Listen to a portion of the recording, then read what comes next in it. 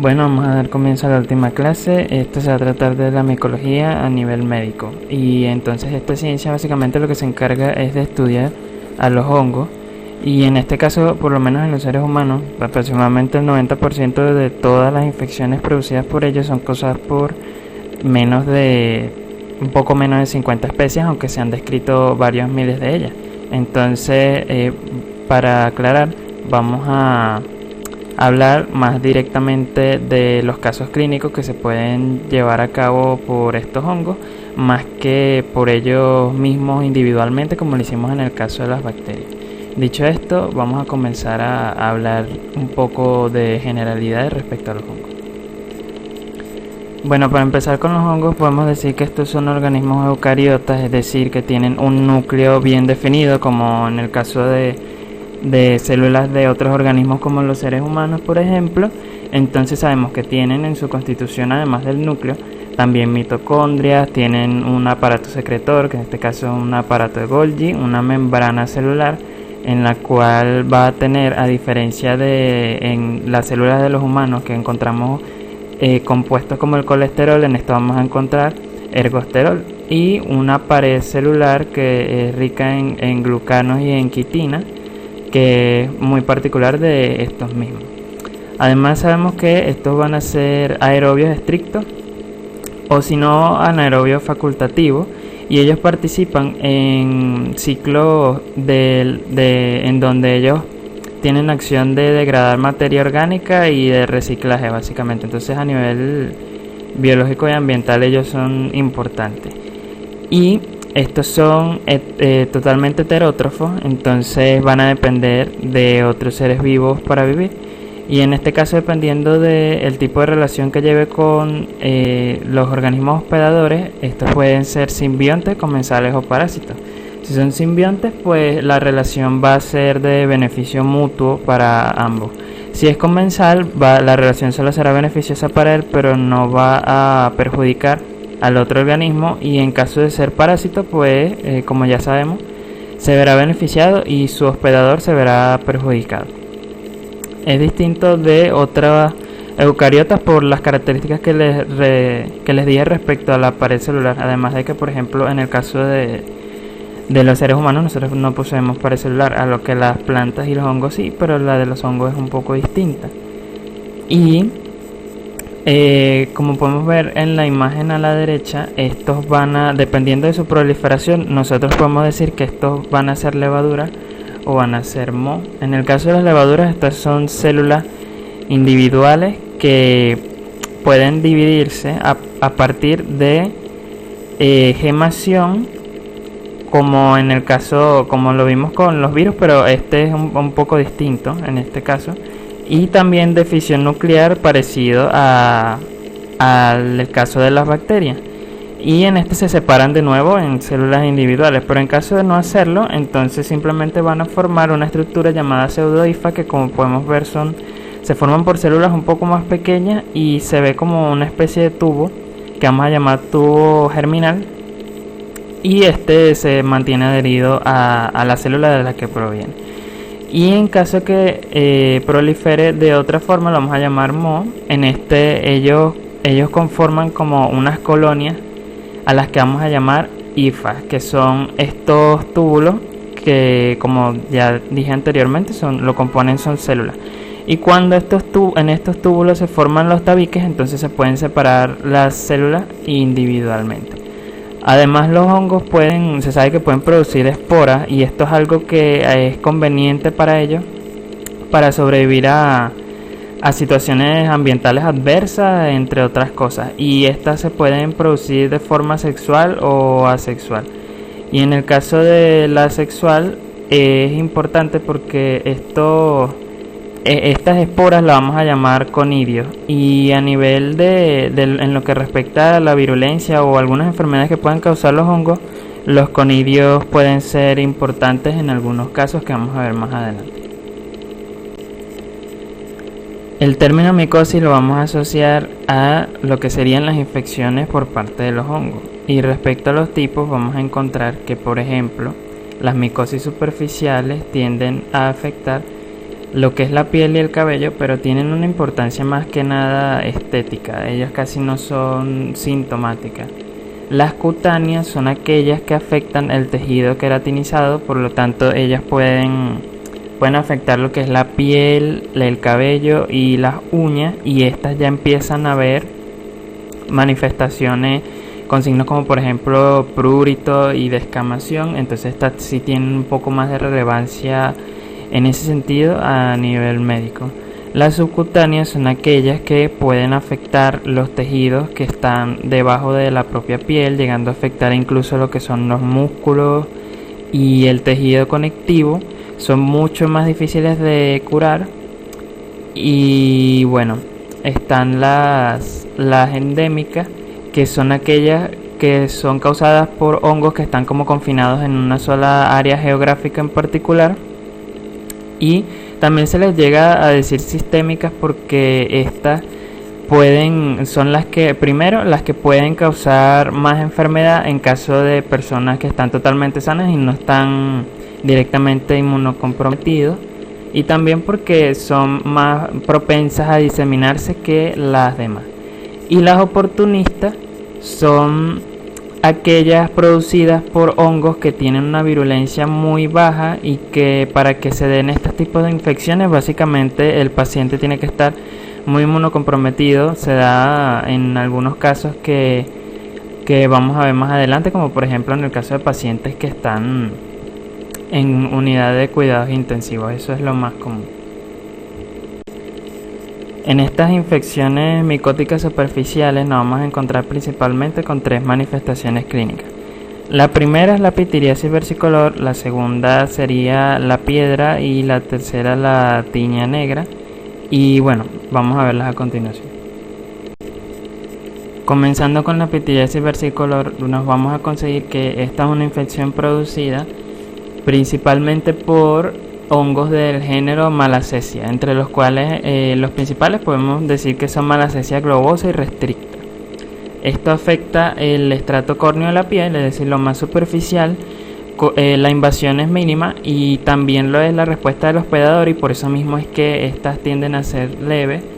Se presenta como máculas que pueden estar ubicadas en el tórax, en el abdomen, en los miembros superiores y bueno, entre otras partes, pero estas son como que las más principales. Pueden llegar a causar una fungemia oportunista, pero estos casos son poco comunes y casi siempre se dan en pacientes de la tercera edad o en lactantes. Y se les ha atribuido que estos hongos pueden llegar a contribuir o tener algo que ver con respecto a lo que es la caspa y la dermatitis seborreica en algunas personas. Respecto a la tiña negra, esta también es una infección crónica del estrato córneo de la piel, al igual que con la pitiriasis. En el caso de la pitiriasis, las máculas que se forman son circunscritas y pueden ser hipopigmentadas o hiperpigmentadas. Como se dieron cuenta en las imágenes anteriores, eran las que se veían eran las hipopigmentadas, que eran las que tenían un aspecto muy claro. En el caso de la tiña negra son más oscuras y son causadas por un hongo llamado Ortaea wernicki.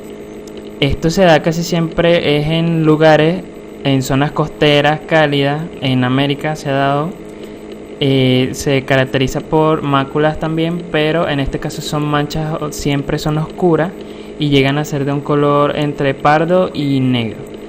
Y en cuanto a los posibles tratamientos que podemos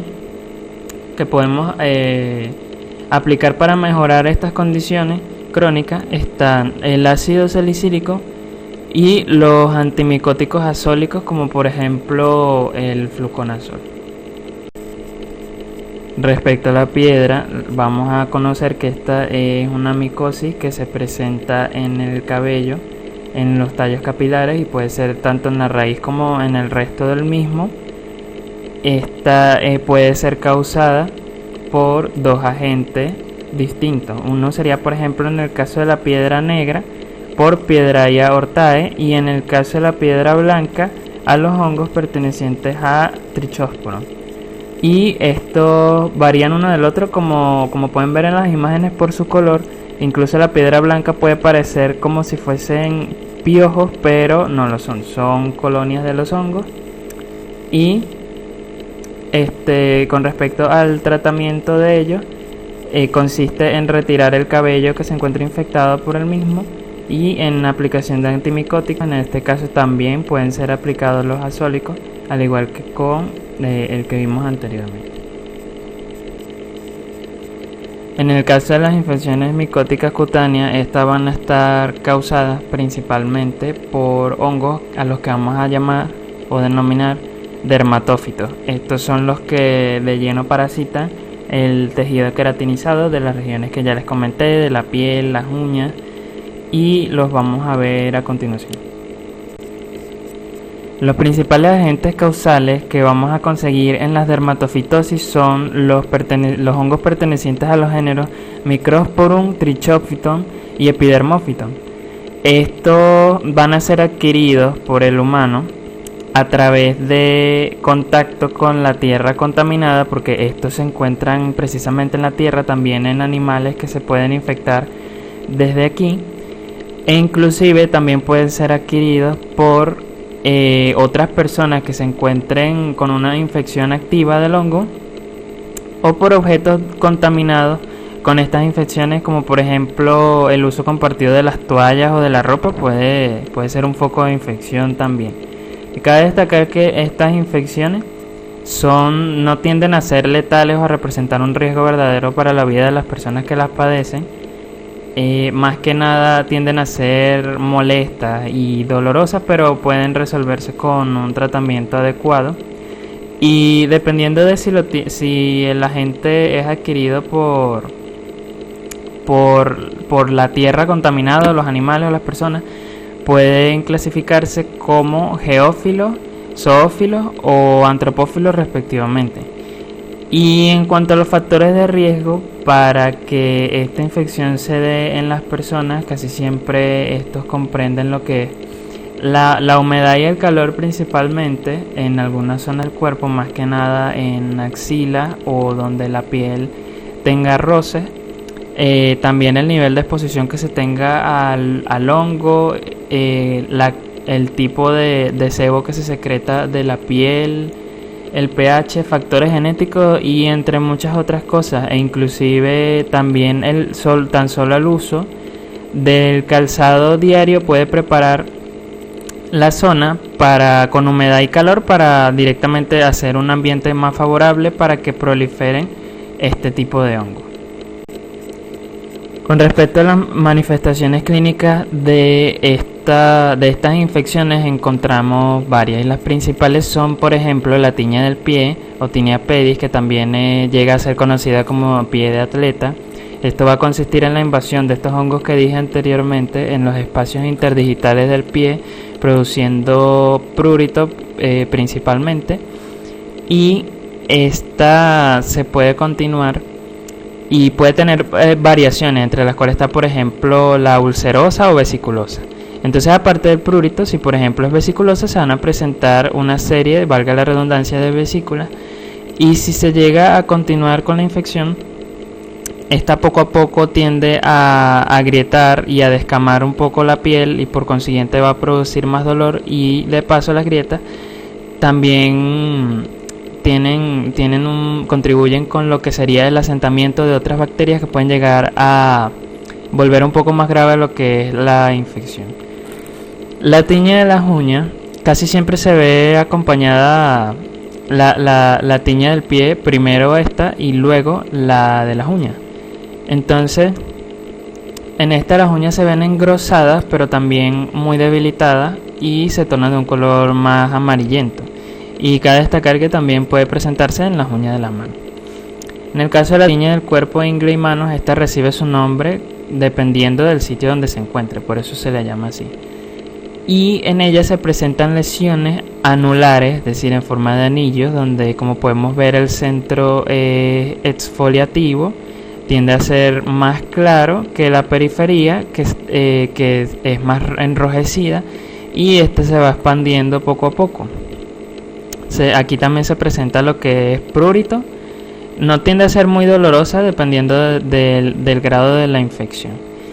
Y por último, la tiña de la cabeza y la barba, en la cual primero los hongos infectan la piel y seguido los folículos pilosos. Entonces esto produce obviamente lo que va a ser alopecia, una zona que llega a ser grisácea, también prurito, y esto se puede presentar también en la barba. Además que cuando esta es producida por zoonosis, tiende a tener como una reacción mucho más inflamatoria que la que tiene normalmente. Y para el tratamiento, lo recomendado es extirpar la piel muerta y la aplicación de antimicóticos tópicos.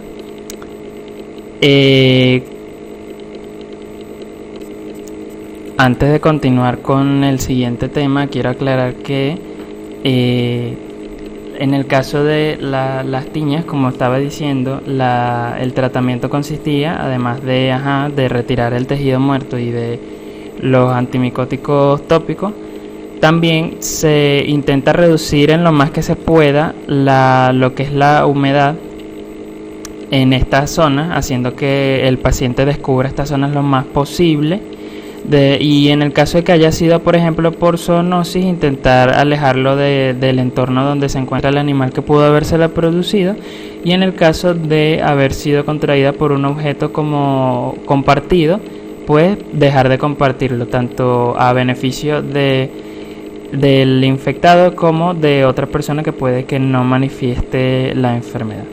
Dicho esto, continuamos con lo que son las infecciones micóticas subcutáneas, que como dije son las que van a afectar, llegar a afectar incluso el tejido que se encuentra debajo de la piel, como el tejido conectivo y muscular.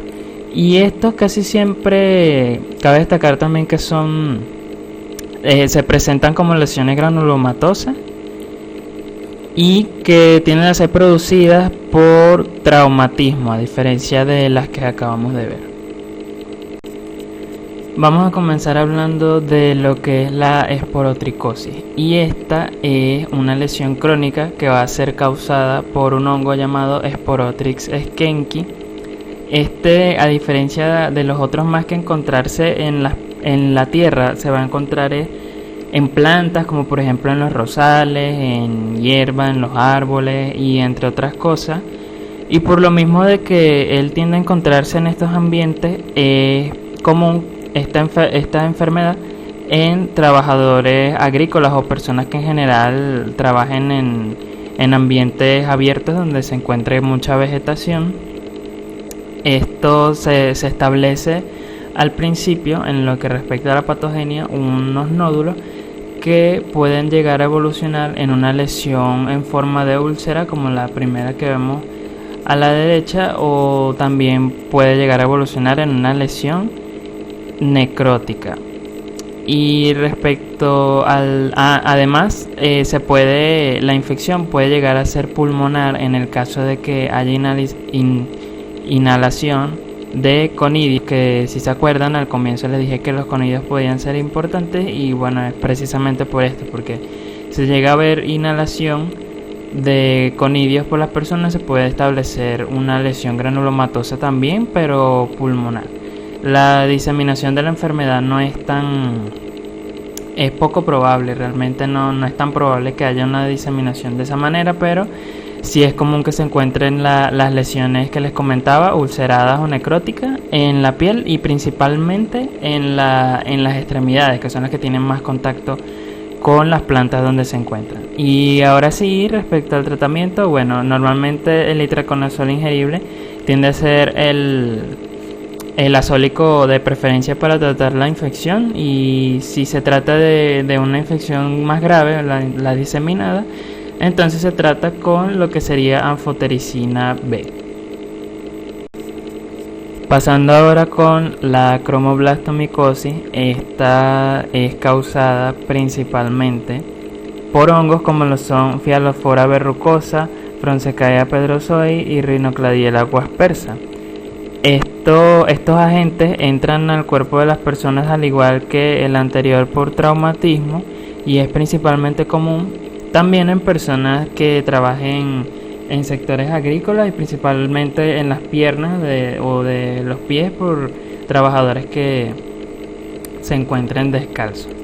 Entonces, estos agentes van a causar en nosotros también una lesión granulomatosa, solo que a diferencia del anterior, esta va a tender a ser como una verruga, y si no es así, y si es en el caso de, por ejemplo, como la imagen que les muestro aquí, entonces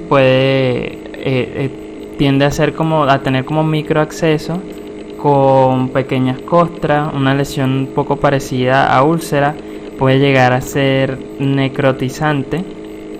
En algunos casos incluso puede llegar a haber hiperplasia por la invasión de estos agentes en las células de nuestro cuerpo, e incluso que se pueden producir también unos nódulos muy grandes que interrumpen el drenaje linfático. Entonces puede haber hiperplasia de los miembros, como les dije, principalmente esto sería en los pies y en las piernas, y puede llegar incluso a presentarse como heridas que parecen un coliflor, que son bastante grandes en las extremidades. Y el tratamiento, bueno, varía un poco dependiendo de la gravedad de la infección. Si la infección es como la podemos ver en la imagen, principalmente se va a tratar con azólicos y en la medida en que sea posible retirar tejido necrotizado a través de intervención quirúrgica. Pero cuando son muy grandes, la extracción quirúrgica sí es más obligatoria, y casi siempre se tiene que llevar al paciente a quimioterapia con medicamentos como lo son, por ejemplo, la flucitocina. Ahora, hablando respecto a lo que son los micetomas, estos son causados por agentes entre los cuales encontramos principalmente a la Pseudalescherichia boydii, Madurella mycetomatis y Exophila jenselmi. Esta es caracterizada principalmente por una hinchazón una inflamación local y de presencia de fístula. Esta enfermedad tiende a ser más común en países pobres, tiende a estar bastante presente en lo que es India, países de África y de América Latina. A diferencia de los que comentaba anteriormente, no se encuentra directamente en las plantas, sino en la tierra contaminada. Entonces es común que las personas lo adquieran más que nada en las piernas por estar descalzo. Y además de la inflamación, también se pueden formar abscesos purulentos, como podemos ver en la imagen, además de esas fístulas que podemos observar, que son las que llegan a poseer la lesión granulomatosa como tal, característica de esta enfermedad, porque como les dije, casi todas las infecciones de este tipo son granulomatosas. Y bueno, el tratamiento está a consideración médica, dependiendo del que pueda pensar que es el agente causal, y varía entre azólicos como miconazol o cetoconazol o tratamientos con flucitocina. Como lo dice su nombre, las infecciones endémicas son aquellas que están confinadas principalmente a lo que es un establecimiento geográfico en particular, y estas se van a deber principalmente a la inhalación y el establecimiento de los conidios de los hongos en los pulmones de las personas infectadas. Y desde los pulmones es que pueden llegar a diseminarse a otros órganos, pero no en todos los casos se llega a presentar como tal la enfermedad. Y ahora vamos a ver lo que serían estas infecciones. Ahora, hablando de lo que sería la coccidioidomicosis, esta es causada por los hongos llamados Coccidioides posadaci y Coccidioides imitis. Y cabe destacar que no es transmisible de una persona a otra. Como dije anteriormente, tiene que haber aspiración de conidio. La principal es común encontrar esta enfermedad principalmente en Estados Unidos, América Central y América del Sur. La manifestación principal de la enfermedad es un cuadro que se conoce como fiebre del valle o también reumatismo del desierto, y en él se presentan signos parecidos a la gripe, como por ejemplo, al principio el curso es asintomático, pero luego cuando se empiezan a presentar estos signos, incluyen principalmente lo que es cefalea y fiebre, y se presentan más adelante erupciones producto de hipersensibilidad, como las que podemos ver en las imágenes de la derecha.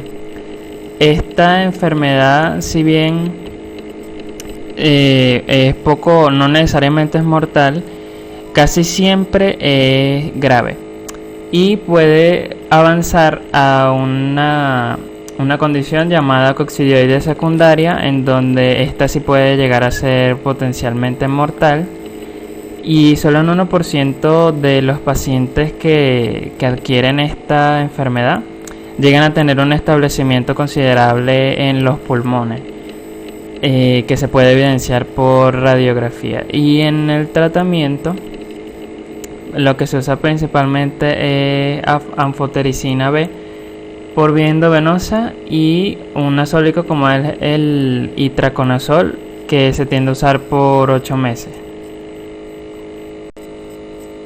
En el caso de la paracoccidioidomicosis, esta infección va a venir dada por el Paracoccidioides brasilensis, y cuando entra en nuestro cuerpo va a durar en un periodo de inactividad que puede durar incluso decenios, y después, cuando vuelve a reactivarse, es que van a empezar los síntomas.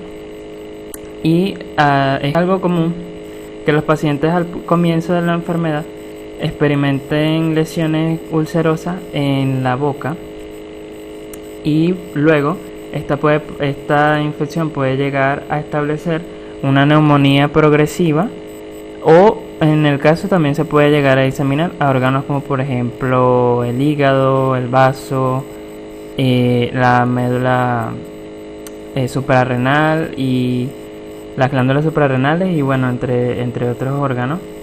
Y en el caso del tratamiento se suele utilizar itraconazol, o en casos graves anfotericina B, y esta infección tiende a darse principalmente en lo que es América Central y América del Sur.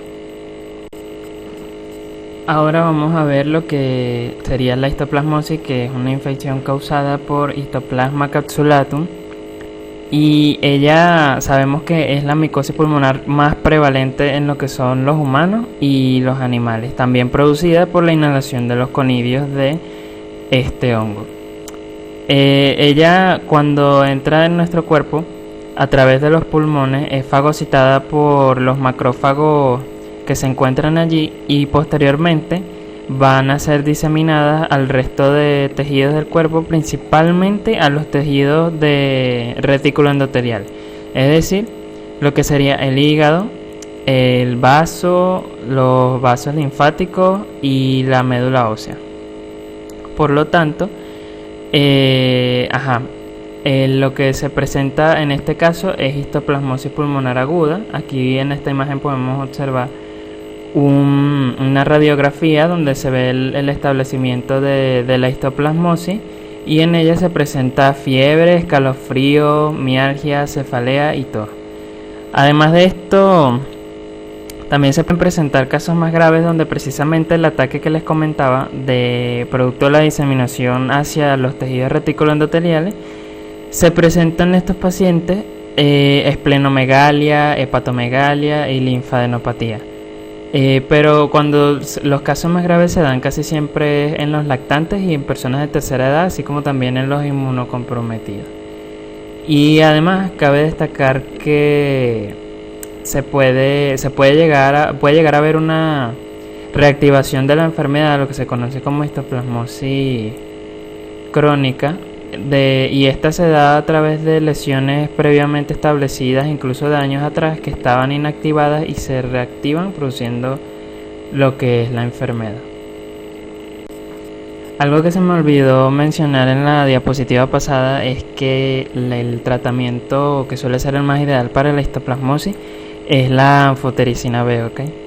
Entonces, dicho esto, continuamos con las micosis oportunistas, y como lo dice su nombre, estas son las que se van a dar principalmente por hongos especies de cándida, y en general hongos que se encuentran directamente en nuestra microbiota normal, y estos se vuelven más virulentos bajo condiciones específicas, como por ejemplo pacientes que se encuentran inmunocomprometidos o pacientes que se encuentran, por ejemplo, en cuidados intensivos con catéteres y entre otras cosas.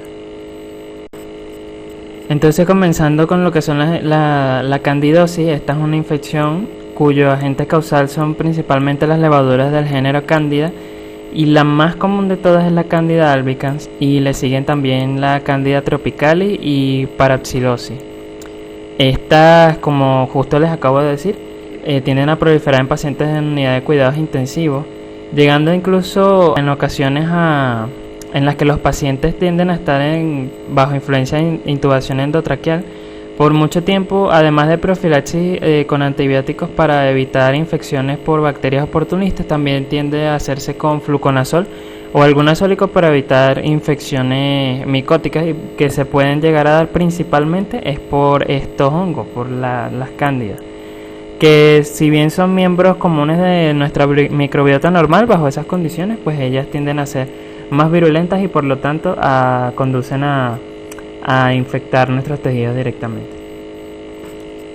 Entre las manifestaciones clínicas de la candidosis encontramos la cutánea y de mucosa, en la cual básicamente los factores de riesgo principales para que se den incluyen lo que sería SIDA, embarazo, diabetes, píldoras anticonceptivas, uso de antibiótico-terapia previo, traumatismo y bueno, entre otras cosas. Inclusive la candidosis en el esófago llega a ser considerada como un signo muy común y estrechamente relacionado a lo que es el SIDA en los pacientes. Estos se ven, como podemos observar en la imagen, a través de lesiones pseudomembranosas así blanquecinas.